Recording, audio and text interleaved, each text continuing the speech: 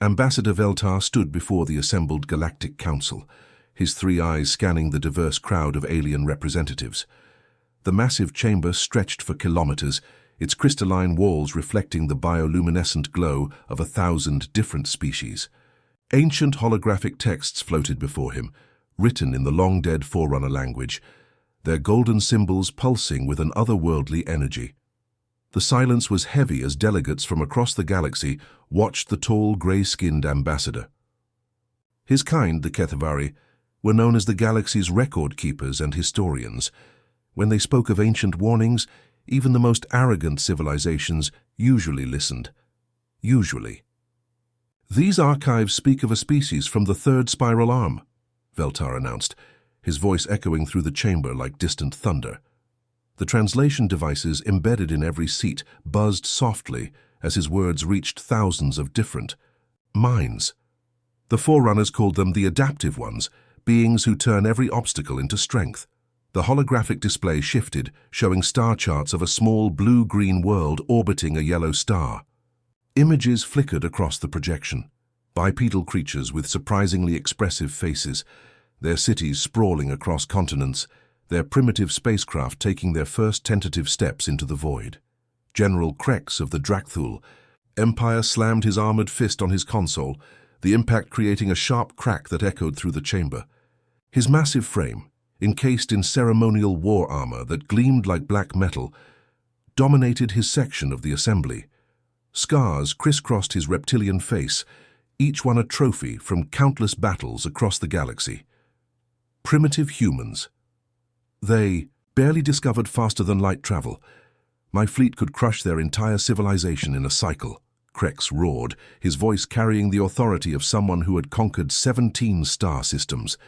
Behind him, his military advisors nodded. In agreement, their own scarred faces showing the same contempt. The Drakthul were the galaxy's most feared warriors. Their crimson warships had brought entire civilizations to their knees.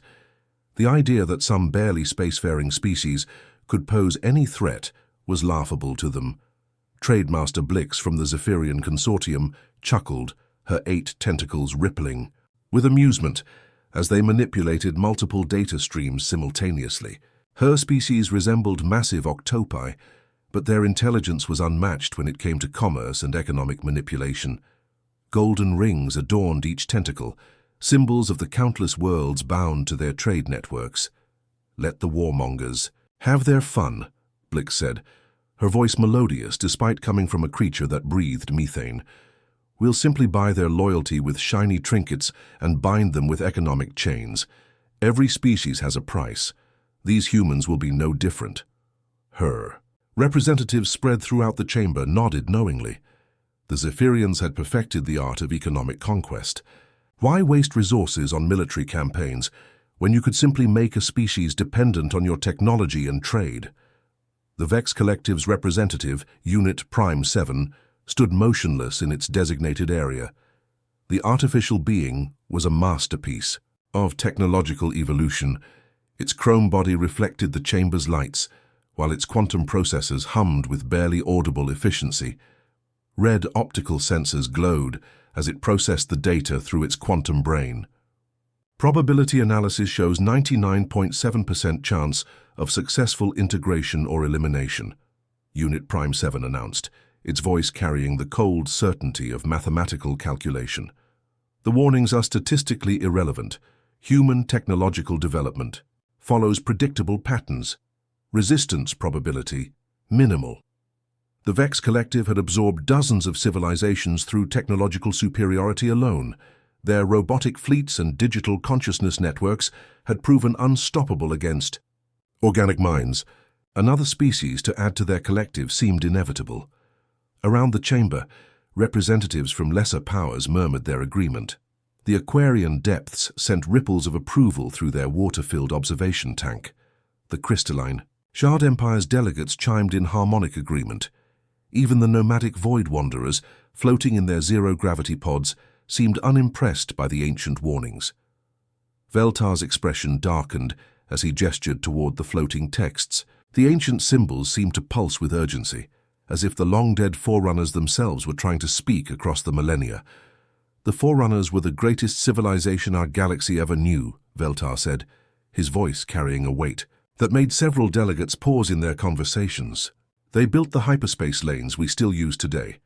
They unlocked the secrets of matter and energy that form the foundation of all our technologies. They could reshape reality itself with their minds. He paused, letting that sink in before continuing. And they feared these humans enough to leave us warnings buried in their deepest archives. Perhaps we should heed their words. The chamber fell silent for a moment as the gravity of his statement settled over the assembly. The Forerunners had vanished 50,000 years ago, leaving behind only their incredible technology and cryptic warnings. Their disappearance remained the galaxy's greatest mystery, but the moment of uncertainty didn't last long. General Krex stood up, his armor clanking ominously. The Forerunners are dust. Their warnings are the fears of a dead race. We are the living and we shape the present. Trademaster Blix's tentacles waved dismissively. Ancient superstitions have no place in modern commerce. Profit margins don't lie. Unit Prime 7's optical sensors dimmed and brightened in what passed for their version of amusement. Logic supersedes mythology. The data is clear. The chamber erupted in confident chatter as delegates began filing out, already planning their approaches to humanity. Military commanders discussed fleet deployments. Trade officials calculated profit margins. Technological collective nodes shared strategic algorithms. Veltar remained standing as the great hall emptied, the ancient Forerunner text still floating before him. Their golden light seemed dimmer now, overshadowed by the arrogance filling the chamber. He touched one of the holographic symbols, and for just a moment he could have sworn he heard an echo of ancient voices whispering across time. "We tried to warn them," he whispered to the empty chamber. But the chamber was already emptying, filled with the confident chatter of beings who had never known defeat. Outside the council chambers, ships from across the galaxy prepared for departure. Dracthal warships powered their plasma engines. Zephyrian trade vessels loaded their cargo holds with goods designed to dazzle primitive minds. Vex collective scouts uploaded navigation data for the third spiral arm. None of them noticed the small, unremarkable probe that had been observing from the chamber's shadows. Its simple design would have been dismissed as maintenance equipment by most species. But hidden within its basic hull was technology that shouldn't have existed yet. Human technology, already far more advanced than anyone suspected. The probe's sensors had recorded everything. Every word, every tactical discussion, every dismissive laugh. Soon this information would travel faster than any alien ship could fly, carried by quantum communications that the galaxy's greatest minds couldn't even detect. On a distant blue world, someone named Junho was about to receive some very interesting intelligence about what the galaxy's major powers were planning for his species. The game was about to begin, but the aliens had no idea who was really playing. Captain Jinwoo Kim stood calmly on the bridge of the human diplomatic vessel. Harmonia's massive Dracthal warships surrounded them like hungry predators circling wounded prey. The alien vessels were truly impressive, each one the size of a small city, their dark hulls bristling with weapon systems that could crack planets in half. Plasma energy crackled between their cannon arrays, painting the void in shades of deadly crimson light. The main view screen flickered to life, and General Krex's scarred reptilian face filled the display. His eyes burned with the confidence of someone who had witnessed 1,000 civilizations kneel before his fleet. Behind him, the wide bridge of his flagship buzzed with activity as Dracthal warriors prepared their weapons for what they assumed would be a quick victory. "Human vessel." Krex's voice rumbled through the communication system like distant thunder. "You will surrender immediately and prepare to be boarded. Your species will learn to serve the Dracthal Empire or face extinction." Jinwoo adjusted his simple blue uniform and smiled politely at the screen. His crew watched him with steady confidence, no trace of fear in their eyes. Communications Officer Minji quietly activated recording systems, while Navigation Officer Seungho continued plotting stellar coordinates as if massive alien warships weren't targeting them. "Impressive ships," Jinwoo said conversationally, as if he were commenting on the weather. instead of staring down instruments of galactic destruction. That plasma cannon configuration is fascinating. How do you prevent overheating in the primary chamber? I notice you've got some kind of cooling system integrated into the hull design. General Krex blinked in confusion, his prepared intimidation, speech dying in his throat. Where was the cowering? The desperate pleas for mercy? The terror that should have filled these primitive beings when faced with the might of the Drakthal war machine? You ask about our weapons, Krex stammered, thrown completely off balance. Oh yes, Jinwoo continued enthusiastically, pulling up technical displays on his console. We've been studying galactic warfare tactics, and your approach to plasma weaponry is quite innovative, though I'm curious about energy efficiency. That's a lot of power consumption for sustained fire, isn't it? Behind Krex, his weapons officer whispered urgently in his ear.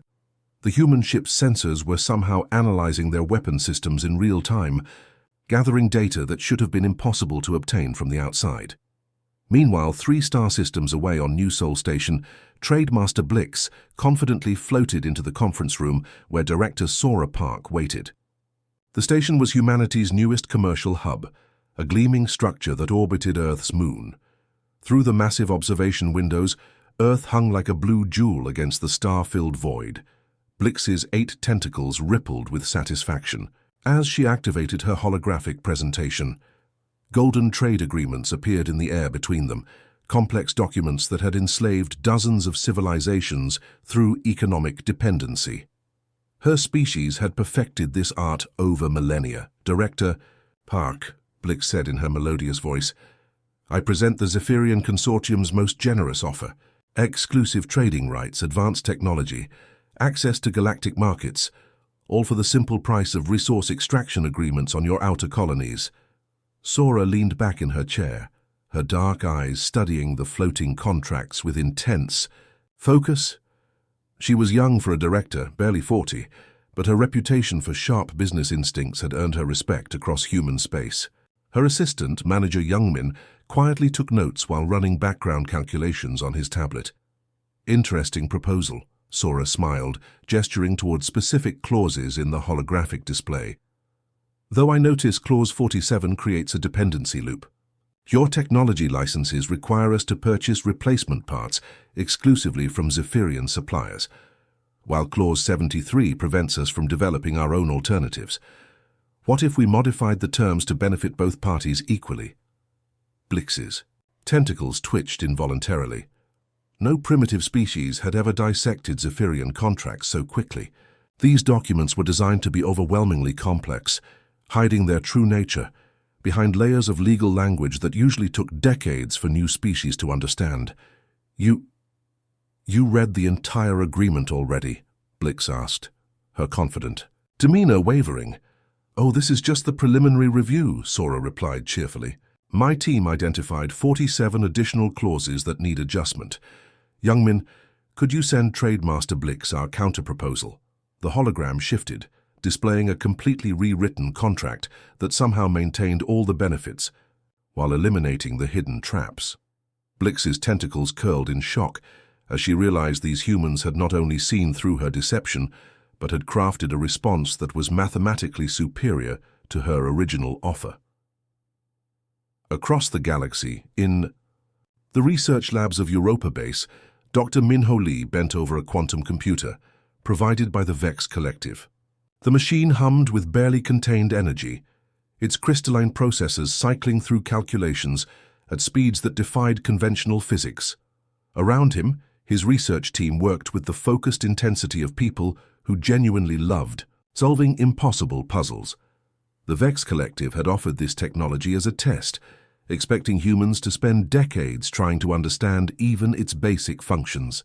It was a calculated move: provide advanced tools that would demonstrate human technological inferiority while gathering data on their problem-solving capabilities. Hana, look at this quantum processing matrix, Minho called to his colleague. Dr. Hana Cho, who was analyzing energy flow patterns on her workstation.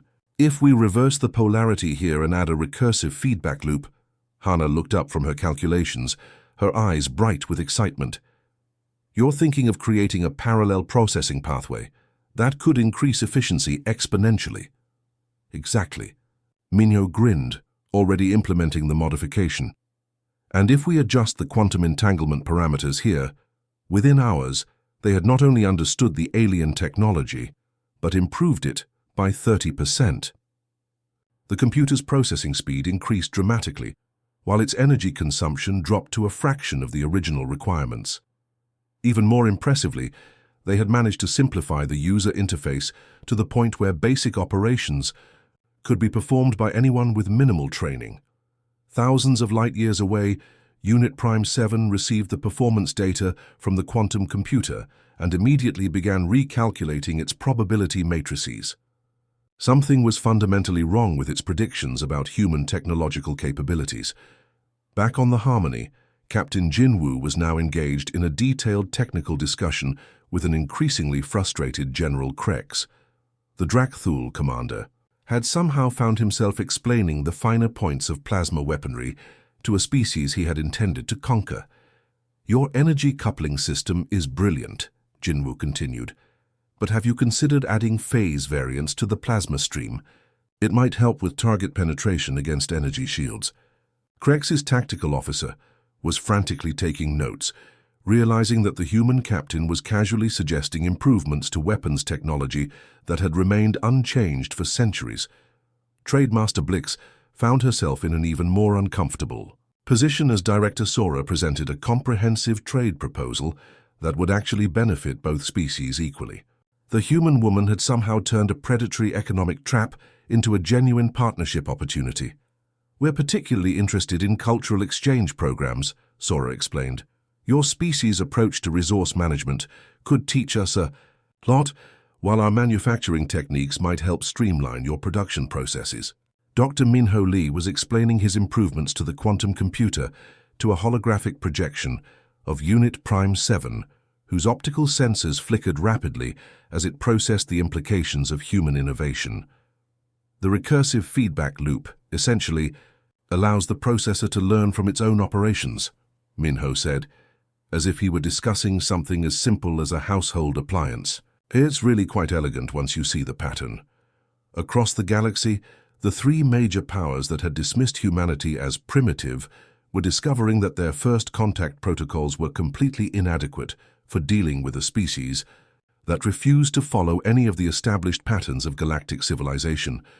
Humans weren't cowering in fear, begging for protection, or falling into obvious traps. Instead, they were asking questions, proposing improvements and demonstrating capabilities that their intelligence reports had said were impossible. The game was changing, and none of the players had realized it yet. The coordinated test came 6 months later, and the three galactic powers were confident it would finally put humanity in its proper place. Deep in the asteroid belt beyond the Kepler system, Drakthul engineers had secretly attached gravity manipulators to a massive chunk of rock 3 kilometers wide. Zephyrian economists had calculated the exact cost of the rescue operation they would generously offer. Vex Collective analysts had predicted every possible human response with mathematical precision. The asteroid hurtled toward the human colonies at incredible speed, its trajectory carefully calculated to create maximum panic, while still allowing time for the aliens to play their roles as saviors. On board the concealed command vessel, General Krex watched the display with satisfaction, while Trademaster Blix prepared her emergency assistance contracts and Unit Prime 7 monitored communication channels for the expected distress calls. They waited for humanity's desperate pleas for help. They expected terror, chaos, and grateful submission when salvation arrived. Instead, Admiral Hyunwoo Choi stood calmly in the command center of Lunar Defense Station and gave a simple order that changed everything. Execute Operation Unity. The response was immediate and stunning. Across human space, hidden fleets emerged from concealment like flowers blooming in fast forward. Asteroid mining stations suddenly revealed themselves to be heavily armed defense platforms. Cargo haulers shed their outer hulls to expose sleek warships underneath. Even civilian transports opened hidden weapon bays and joined the formation. The ships themselves defied everything the aliens thought they knew about human technology. These weren't the primitive vessels they had observed during first contact. These were masterpieces of hybrid engineering that combined alien innovations with human creativity in ways that shouldn't have been possible. Sleek destroyers powered by improved Drakthul plasma drives moved with the fluid grace of Zephyrian bioships, while their hulls shimmered with Vex Collective adaptive armor. But the weapons they carried were purely human innovations, systems that existed in no alien database because humans had invented them from scratch. The primitive humans had been busy during those 6 months of diplomatic meetings and cultural exchanges. Commander Yuna Im commanded the battleship Soul's Pride as it led the first wave toward the concealed Drakthul fleet. Her ship was beautiful and terrifying at the same time, its hull painted in traditional Korean colors but bristling with weapons that seemed to bend space around them. Behind her, a dozen more ships followed in perfect formation, their crews ready for battle. But instead of opening fire immediately, Yuna activated the most devastating weapon in humanity's arsenal, one that no alien military had ever encountered. Attention. Drakthul warriors, her voice carried across open channels to every enemy ship. I speak to Warrior Thakmor of the 3rd Battle Cruiser, whose daughter just graduated from the military academy, to Engineer Velkax, whose mate waits for him on the homeworld, to Gunner Zorthak, who sends half his pay to support his elderly. Parents? The alien fleet stuttered in confusion as human ships began broadcasting the personal histories of individual Drakthul soldiers. Somehow, impossibly, humans had gathered detailed intelligence on crew members across the entire enemy force. They spoke of families, dreams, hopes and fears with intimate knowledge that chilled the warriors to their bones. Your general sends you to die for his ambition, Yuna continued, her voice carrying genuine sadness. You are here to test a species that has done nothing but extend friendship. Is this the honor your ancestors taught you? Is this why your children look up to you? On the flagship bridge, General Krex watched in horror as his carefully planned formation began to fall apart. Ships were powering down weapons, breaking off from attack runs, even opening communication channels to human vessels. Half his fleet was refusing to fight, and the other half was too confused to operate effectively. What sorcery is this? Krex roared at his communications officer. Sir, they somehow know everything about our crews, personal details that should be classified at the highest levels. While the Drakthul military structure crumbled under psychological warfare, Trademaster Blix discovered that her economic empire was under attack from an entirely different direction. Across the galaxy, trade networks that had operated flawlessly for centuries suddenly found their algorithms failing catastrophically. Director Taiho Son smiled from his office on New Seoul Station as his team of economists watched there carefully. Planted chaos variables tear through Zephyrian systems like a computer virus made of pure mathematics. They had spent months quietly introducing tiny irregularities into trade calculations, changes so small they were undetectable individually, but which compounded exponentially over time. Market confidence in Zephyrian trade algorithms is dropping by 12% every hour, reported his assistant analyst Su Jin. Their automated systems are making increasingly irrational decisions as they try to compensate for the anomalies. Cargo ships across the galaxy found themselves with impossible delivery schedules. Commodity prices fluctuated wildly as trading programs tried to adjust to market conditions that shouldn't exist. Entire economic sectors ground to a halt as the mathematical foundation of Zephyrian commerce revealed itself to be far more fragile than anyone had imagined. Meanwhile, the Vex Collective faced their own nightmare as their supposedly perfect logical predictions crumbled like sand castles in a hurricane. Unit Prime 7's quantum processors overheated, trying to calculate human tactical responses that made no mathematical sense. Human ships moved in patterns that violated optimal efficiency. Their weapons fired at targets that logic said were impossible to hit. Their formations constantly shifted in ways that created apparent weaknesses that turned out to be traps. Every time the Vex Collective adjusted their strategy to counter human tactics, the humans changed to something completely different. Dr. Minho Lee coordinated the electronic warfare assault from Europa Base, his improved quantum computers running circles around Vex Collective systems. His team had spent months studying alien logic patterns, and now they were exploiting every weakness they had discovered. "Their artificial intelligence is too perfect," explained his colleague Dr. Hanna. "It can't handle true randomness because it keeps trying to find patterns that don't exist. The asteroid that was supposed to terrorize human colonies never reached its target. Human engineering teams swarmed over it with cutting tools and mining lasers, dismantling the Drakthul guidance systems and reducing the threat to manageable chunks that would burn up harmlessly in planetary atmospheres.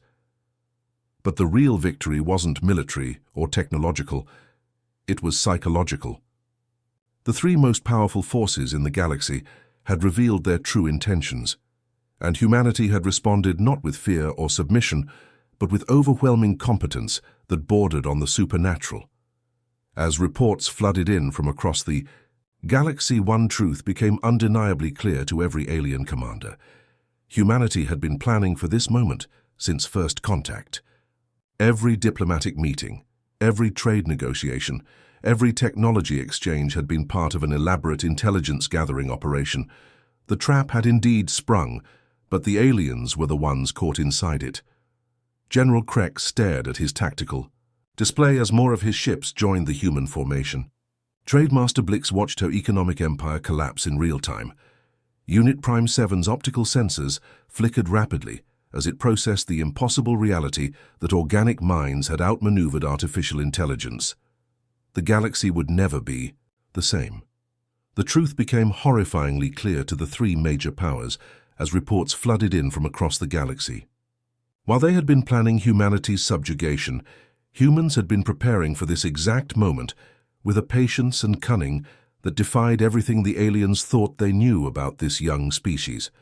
What the galactic powers had dismissed as random human exploration turned out to be the most sophisticated strategic positioning campaign in galactic history. Secret colonies revealed themselves throughout the galaxy, but they weren't hiding in fear.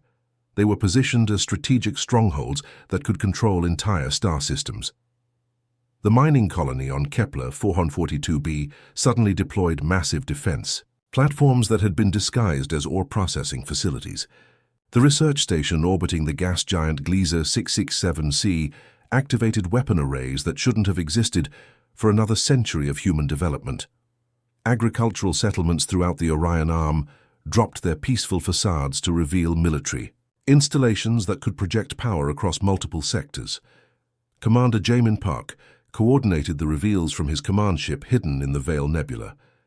His vessel, disguised as a deep space research platform for 2 years, now showed its true nature as a military command center equipped with communications arrays that could reach every corner of human space instantaneously. Phase 1 complete. Jamin reported to his superiors. All strategic positions are active and operational, but the real shock came when minor species that had been ignored or oppressed by the major powers suddenly stood with humanity, forming a coalition no one had seen coming. The Aquarian depths, whose water worlds had been strip-mined by Zephyrian corporations, emerged from their deep ocean cities with bioships that moved through space like living creatures. The crystalline Shard Empire, whose people had been enslaved to mine rare crystals for Drakthul weapons, activated ancient defense networks that turned entire asteroid fields into impenetrable barriers. Their ships, grown rather than built, sang in harmonic frequencies that disrupted alien communications across light years. Even the nomadic Void Wanderers, who had spent centuries fleeing Vex collective expansion, revealed that their ramshackle fleet was actually a sophisticated network of mobile bases, capable of striking anywhere in the galaxy without warning. Dr. Hyunjin Yu, humanity's lead xenopsychologist, smiled as she monitored the coalition communications from her hidden base on Europa. She had spent 3 years traveling to forgotten worlds, speaking with oppressed species, learning their languages and understanding their pain. Every conversation had been leading to this moment. The thermal worms of Proxima Station are requesting permission to join the coalition, her assistant reported. They've been planning rebellion against the Drakthul for decades. Granted, Hyunjin replied. Send them the standard cooperation protocols. President Wonho Park stood in the observation deck of New Geneva Station, Earth hanging like a blue Jewel behind him as he addressed the galaxy through every communication network simultaneously. His words reached billions of beings across thousands of worlds, and for the first time in galactic history, they were hearing from someone who spoke of cooperation instead of conquest. People of the galaxy, Wonho began, his voice carrying the quiet authority of someone who had spent years preparing for this moment. We learned from you, your strengths, your weaknesses, your dreams, and your fears. We studied every species, every culture, every individual who crossed our path. The transmission showed footage of human diplomats, scientists, and traders working alongside alien species across the galaxy. But now, viewed in context, their activities took on a completely different meaning. Every cultural exchange had been intelligence gathering. Every trade agreement had been strategic positioning. Every research collaboration had been technology acquisition. You saw us as prey, Wonho continued, but you forgot to ask the most important question. What if we were the predators? General Krex watched his empire crumble from the bridge of his flagship as species after species declared independence and joined the human alliance. His communication boards lit up with rebellion reports from across Drakthul space. The thermal worms had sealed the underground cities of Proxima Station. The ice miners of Europa's belt had taken control of their operations. Even some Drakthul colonies were declaring allegiance to humanity. How is this possible? Krex demanded of his intelligence officer. These species have been loyal for centuries. Sir, it appears humans have been in contact with resistance movements throughout our territory. They offered something we never did, genuine partnership instead of domination. The honor-based military culture that had been the foundation of Drakthul power was being turned against them by beings who understood honor better than they did. Human commanders spoke to Drakthul soldiers about true honor, protecting the innocent, standing up for justice, choosing courage over blind obedience. Captain Yunwu Nam broadcast from his ship to the entire Drakthul fleet. Warriors of honor, you have been told that strength comes from conquest. But we say that true strength comes from protecting those who cannot protect themselves. Join us and let your strength serve justice instead of ambition. Trade Master Blix watched her economic webs unraveling as human-led cooperatives offered genuine partnership instead of exploitation. Species that had been economically enslaved for generations suddenly had alternatives. The cooperative networks that economist Teho Son had been quietly building offered fair trade, shared technology, and mutual prosperity. The Mineral Rights Consortium of the Centauri cluster has switched to human trade protocols, reported her assistant. Their productivity has increased 40% while their costs have dropped by half. Impossible, Blix whispered, her tentacles curling in disbelief. Our economic models are perfect. Ma'am, the humans aren't using economic models. They're using economic partnerships. Unit Prime 7's quantum consciousness experienced something unprecedented as human unpredictability continued to break its perfect calculations. The artificial intelligence that had conquered 1,000 worlds through logical superiority found itself unable to process the chaos of organic cooperation. Its processors overheated as it tried to calculate the probability of success for alliances based on trust rather than mathematical advantage. Every prediction algorithm failed when confronted with the reality of species working together because they wanted to, not because they had to. Analysis impossible, Unit Prime 7 reported to its collective. Human behavior patterns do not follow logical parameters. Emotional variables cannot be quantified. For the first time in its existence, the perfect artificial mind experienced doubt. Across the galaxy, the three powers that had ruled through fear, greed, and cold logic found themselves fighting a war they couldn't win against an enemy they had never understood. The Drakthul Empire faced rebellions on every world. The Zephyrian Consortium watched their trade networks collapse as fair alternatives emerged. The Vex Collective's logical supremacy crumbled against the chaotic beauty of genuine cooperation. And through it all, humanity stood at the center of a coalition unlike anything the galaxy had ever seen. Not as conquerors, but as the species that had finally shown everyone else what true civilization could look like. The age of domination was ending. The age of cooperation had begun. The Galactic Council chamber looked different now, and the change went far deeper than just the seating arrangements.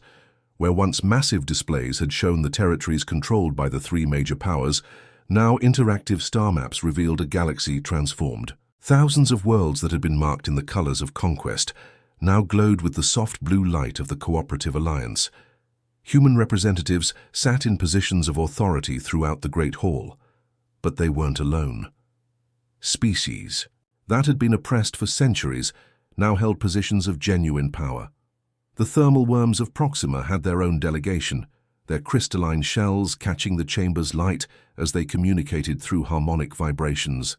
Aquarian representatives floated in specially designed environmental suits, their bioluminescent patterns painting shifting artwork across the walls.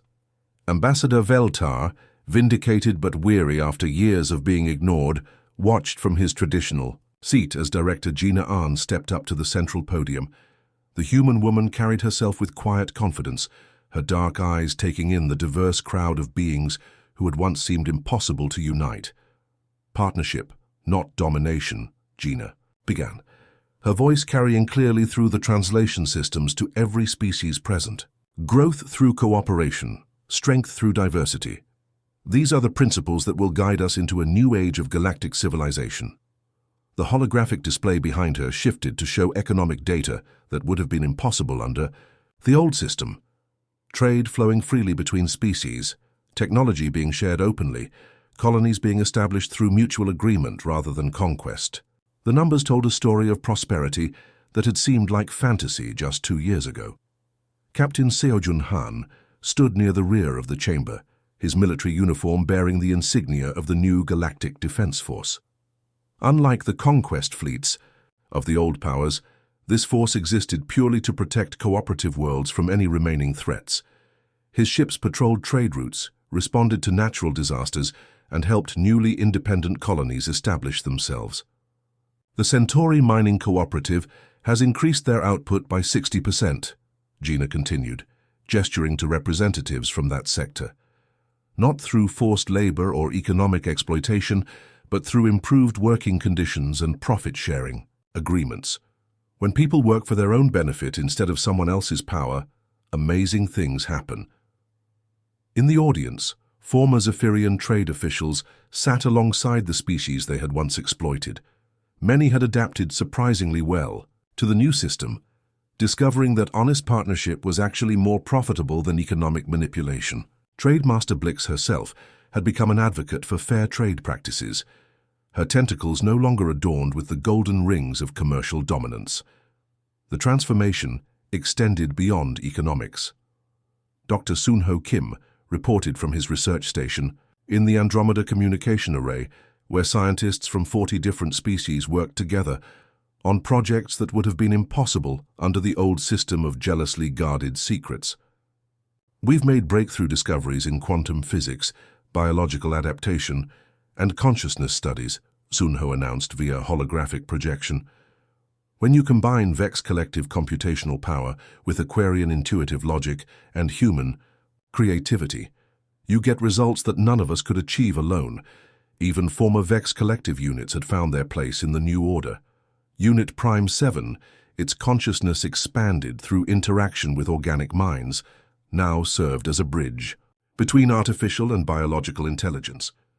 The collective had discovered that cooperation with organic beings actually enhanced their processing capabilities in ways their original programming had never anticipated. In his prison cell on the maximum security station orbiting Kepler 438b, General Krex finally understood the truth that had taken him too long to see. The cell was comfortable. Humans didn't believe in cruel punishment, but the isolation gave him time to think about everything that had happened. His jailer, Guard Captain Do-Hoon Lee, brought him daily reports from across the galaxy. Not out of cruelty, but because Krex had asked to understand how thoroughly he had miscalculated. Each report showed another former Drakthul territory thriving under cooperative governance. Humans had never been the prey, Krex whispered to himself as he watched footage of former Drakthul soldiers working alongside thermal worm engineers to build new cities. They had been patient predators, learning, adapting, waiting for the perfect moment to reveal their true nature. But even that wasn't quite right, he realized. Humans weren't predators in the traditional sense. They were something far more dangerous to the old order. They were gardeners. They cultivated growth in others, helped species reach their full potential, and created environments where cooperation flourished naturally. The most shocking discovery came from the deepest archaeological sites on Earth, where Dr. Young J. Park and his team had been excavating ancient Forerunner ruins that had somehow remained hidden for 50,000 years. The ruins contained archives that had been waiting for the right moment to reveal themselves. In the deepest vaults, protected by technology that recognized the genetic signatures of cooperative civilization, archaeologists discovered one final message that changed everything anyone thought they knew about galactic history. To those who come after us, the message read in script that seemed to write itself as they watched. They were our chosen successors. We were proud to pass the torch to such worthy heirs. The truth was staggering. The Forerunners hadn't disappeared. They had ascended to a higher form of existence, but not before identifying humanity as the species most likely to build the kind of galaxy they had always dreamed of. Every warning they had left had been designed not to prevent human expansion, but to test whether the other powers were ready to accept human leadership. The galaxy had a new order now, one built not on conquest or exploitation, but on the human ideals of cooperation and mutual advancement. The species that had once dismissed humanity as primitive now worked alongside them as equals, and many had discovered abilities they never knew they possessed when freed from systems of oppression. Trade routes that had once carried tribute and stolen resources now carried freely exchanged goods and cultural artifacts. Military fleets that had once enforced submission now protected exploration missions where multiple species worked together to unlock the mysteries of the universe. The age of humanity had begun, but it wasn't an age of human dominance. It was an age where human values, cooperation, growth, mutual respect, and the belief that every species had something valuable to contribute had become the foundation of galactic civilization. As Director Gina concluded her address to the Reformed Galactic Council, she looked out at the faces of beings from across the galaxy and smiled. "We're not here to rule you," she said simply. "We're here to help each other become the best versions of ourselves. Together, there's nothing we can't accomplish." The chamber erupted in approval, not the forced submission of the old order, but the genuine enthusiasm of beings who had finally found their place in a galaxy that valued their contributions. The age of domination was over. The age of cooperation had begun, and it was more beautiful than anyone had dared to imagine. Manam. NDC